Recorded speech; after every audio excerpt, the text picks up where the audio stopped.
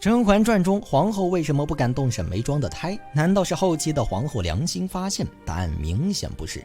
沈眉庄能够生下静和公主，其实也是费了心思的。这期咱们就来唠唠皇后为什么不动沈眉庄的胎。第一点，沈眉庄谨慎小心。自从经历了假孕事件，沈眉庄不但看清了皇上，也在为人处事上变得十分的小心谨慎。因为沈眉庄不抢恩宠，一门心思放在太后身上，所以宫中并没有人会明晃晃地针对她。直到沈眉庄与温实初喝下暖情酒，有了身孕之后，沈眉庄为了给腹中的胎儿谋一个北京户口，假装在皇上下朝的路上丢一个镯子，小手一拉，把皇上请到碎玉轩去戴备好的帽子。等到宫中的绿菊开了，沈眉庄再讨一碗酸梅汤，直接公布了自己有孕的消息。昨儿个觉得身子不爽，传温太医来一瞧，已有2个月的身孕。不错，算起来是有2个月了。这户口不就到手了吗？皇上得知沈眉庄怀孕了，立即派人把沈眉庄的饭菜换成和甄嬛的一样，而甄嬛更是叮嘱沈眉庄这也不能干那也不能干的。沈眉庄瞧着甄嬛唠叨的样子，心里一一记下了。同时对于皇后派简秋去看沈眉庄这件事，沈眉庄心里透亮着，她明白简秋不怀好意，所以只要不是自己人送的东西，沈眉庄表面上派人收下，背地中又偷偷扔掉。所有的吃食药物，如果没有温实初点头，沈眉庄更是碰都不敢碰。第二点，皇后有心无力。因为皇后打胎队长这个身份众人心知肚明，所以甄嬛在沈眉庄怀孕期间千叮咛万嘱咐，一定要小心皇后。对此咱们听沈眉庄是这样说的：他家主子一病几个月，宫里一下就多了2位有位有孕的嫔妃，他能不着急上火吗？就算这回他有3头6臂，我看也是应付不过来了。不管此时的皇后是真的身体不好还是假的，总之对于宫中这2位有孕的嫔妃，皇后她确实是有心无力。前期富察贵人保不住胎儿是因为错信皇后，甄嬛第一次怀孕保不住是因为错信安陵容。在这2次事件中，不仅是因为甄嬛和富察贵人太信任他人，更是因为皇后打胎队长的身份没有挑明。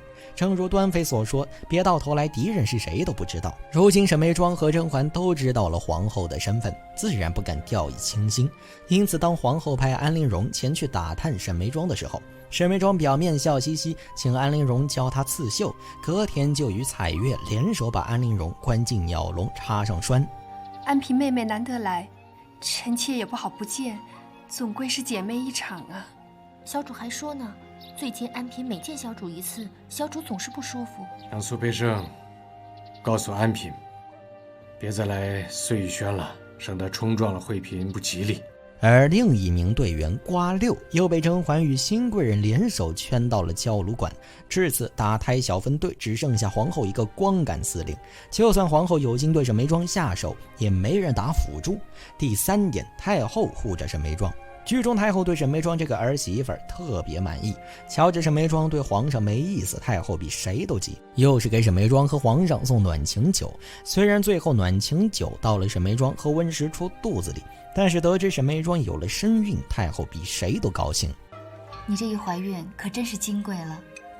太后日日叫人来送滋补品不说，连皇后也派简秋1日3趟的过来。除此之外，甄嬛生下双生子拿给太后看时，太后瞧了小红艳，笑得眯了眼，一会儿夸红艳生得白，不像皇上生下来就是绿油油的，呸，黑黢黢的。一会儿又问皇上公主的名字取好了吗？最后太后把话题转到沈眉庄的孩子身上。阿哥的名字你定，公主的名字他定，就等惠嫔的孩子生下来，名字挨家来取。可见太后十分重视沈眉庄这胎，不管皇后有多么想动手，只要有太后这个上一届宫斗冠军在，皇后就没有办法动手。第4点，温太医实力护妻。